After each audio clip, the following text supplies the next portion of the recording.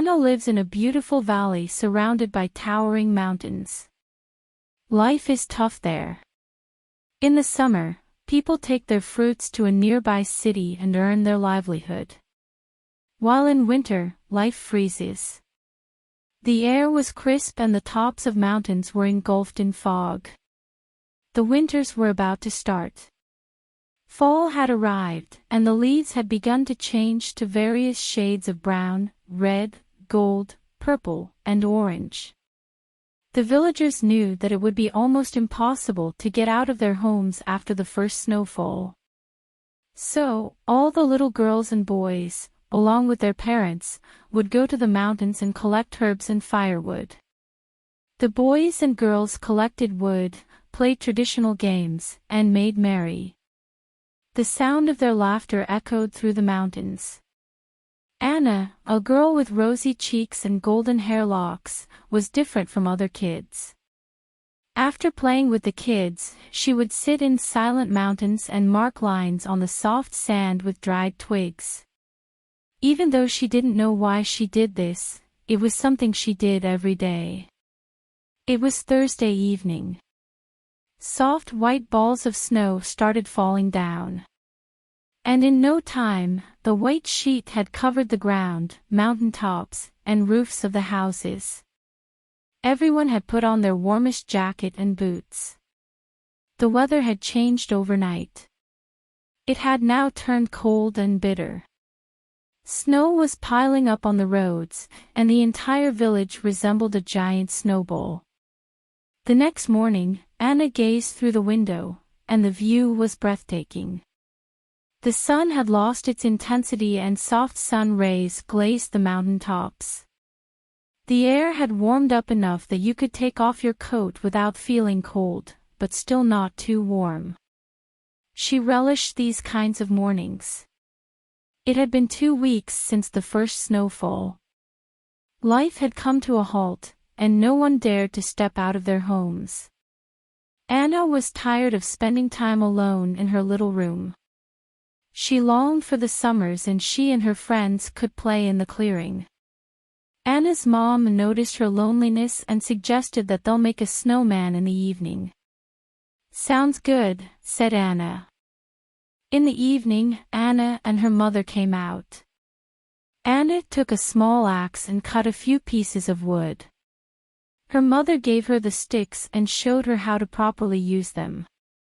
After cutting the logs and putting them together, they made a snowman. With a piece of twig between his arms and legs, he looked like Santa Claus. Anna put a red muffler and ribbons around his neck. Anna adorned him with a velvety hat and red stockings. And to finish off his appearance, Anna and her mother put a red carrot for the nose. "What should we name him?" Anna asked. "Well, I think Charlie is quite good." "I think so too. But we can't call him that forever," Anna said. "How about Santa Claus?" "Sure. Santa Claus it is then," said Anna. They both enjoyed their evening to the fullest. They started walking back home while the snow crunched under their feet. The day had been exhausting, and Anna got tired after continuously playing in the snow. Anna climbed to the window. The sky was dark and cloudy. Nothing was visible due to the dense fog that had enveloped everything. And at night, snow would cover everything in white. Anna yawned and crawled into bed, and stretched her legs to relax them. But she wasn't able to sleep for hours after closing her eyes. "My wishes never come true, and I never get what I want," Anna recalled all of her desires, and tears rolled down her cheeks. The next day, she wore her long leather boots and pulled a knitted blue hood over her head. She wrapped an old scarf around her mouth, leaving it free to breathe, before climbing outside again. There stood her favorite thing, the snowman she had built the previous day. A huge smile formed on Anna's face, and she felt happier than ever. The sun rose on the horizon and lit up the world. She started talking to the snowman. I wish you were real. You look like Santa Claus. I wish you could ask about my wishes and make them come true. The wind blew and stirred the snow. Anna closed her eyes, enjoying the coldness that was now radiating throughout her body. After some minutes, she realized that she was alone. Her mother would wake up soon and scold her to stop running around in the freezing weather. Anna sighed and headed back inside, hoping that Santa Claus would appear in front of her. Anna went back inside and prepared herself breakfast, which consisted of 2 slices of toast with jam and strawberry jelly. The embers were still burning in the fireplace. She decided to add another log to the fire. The kitchen was quite warmer than the outside. She ate slowly because she wanted to savor the delicious taste that was on her plate. Her mom came in and made her a lovely frothy. Anna relished the last piece of toast with sips of coffee. Anna dozed off in the cozy bed. Her mind was busy with different thoughts. There was no sound except that of the wind whistling and snowflakes hitting the windows. She felt as though someone had suddenly caressed her hair. She sat up abruptly, her heart racing. What if it was an animal that had lured to her room through the open window? Her hands gripped the blankets tightly as she waited for the creature to show itself. Sweet Anna. Don't fear me. I am your friend. A strange voice hit her ears. Anna slowly opened her eyes and in front of her, the same snowman was standing which she had made. I am your snowman. I am your Santa Claus. The voice was still loud and clear. Anna looked at him in disbelief. She was excited and nervous at the same time. What if the voice was an illusion or her imagination was running wild? Make a wish, Anna. I want some pretty dresses and shoes and toys. Also, bring me some of the best chocolates and candies. Anna told the snowman. Okay. Wait for the magic to happen. With a gust of cold wind, the snowman disappeared into thin air. The next morning, Anna woke up and to her surprise, there was a wooden box lying on the floor.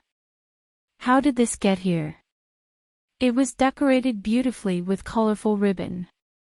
Anna couldn't help smiling. A present. From Santa Claus. Anna couldn't wait to open the box. Carefully, she removed the lid and gasped. She found a brand new pair of crimson heels with sparkling stones. It had several boxes of yummy candies and some colorful dresses made with beautiful lace. This box had all that Anna only dreamed of. There were delicate pearl earrings and bracelets. Some of them were made of crystal and rubies, while others were of gold. Wow! Thank you, Santa, Anna said with a bright smile. Anna's heart began beating faster and faster as she thought about the gift. Even with all of her savings, she was unable to purchase it. Anna was really grateful. She hid the box in her cupboard. The following morning, she hurried downstairs to tell her mother about all of her great gifts. She was overjoyed to have received such lovely gifts from Santa. Her mom didn't believe it. How could it be possible that Santa Claus really came and gave such wonderful presents? Her mom thought. Anna told her all that happened last night. The gifts were unusually beautiful, and her mom had no option but to believe Anna. Mom, the snowman we built listened to my wishes. He turned my wishes true. I am going outside to thank him. Anna wore her warm furry coat. As she stepped outside, a cold wind greeted her. She pulled out her gloves and wrapped a scarf around her neck. She walked to the tree under which she had built a snowman, but to her surprise, there was no snowman. Instead, there was a note which said, "I hope you love the presents. Yours, Santa Claus." Anna picked up the note and read it with teary eyes. The snowman had vanished after giving her gifts. It was Christmas Eve, and Anna was both excited and sad at the same time. She was excited about having all the lovely gifts, and she was sad because the snowman, Santa Claus, was not with her anymore. Years have passed, and Anna still builds a snowman every year before Christmas, hoping it might come again and ask for her wishes.